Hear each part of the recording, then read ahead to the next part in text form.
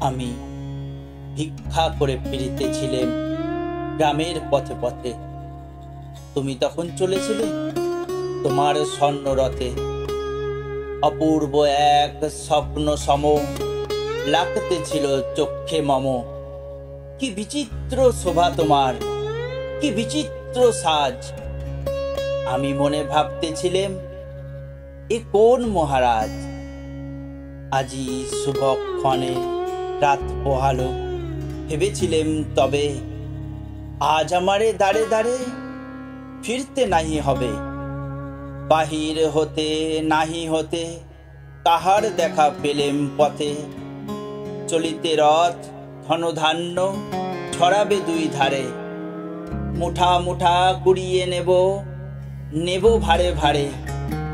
দেখি সহসা রথ থেমে গেল আমার কাছে এসে। আমার মুখ পানে চেয়ে নামলে তুমি হেসে। দেখে মুখের প্রসন্নতা জুড়িয়ে গেল সকল ব্যথা। হেনকালে কিসের লাগি তুমি অকস্মাৎ আমায় কিছু দাও গো বলে বাড়িয়ে দিলে হাত। মরি, এ কি কথা রাজাধিরাজ, আমায় দাও গো কিছু। শুনে ক্ষণকালের তরে রহিল মাথা নিচু। তোমার কি বা অভাব আছে ভিখারি ভিক্ষুকের কাছে, এ কেবল কৌতুকের বসে আমায় প্রবঞ্চনা। ঝুলি হতে দিলেম তুলে একটি ছোট কণা।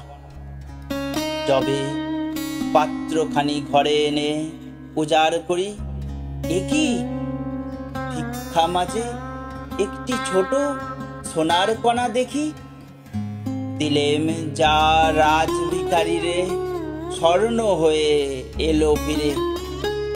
তখন কাঁদি চোখের জলে দুটি নয়ন ভরে।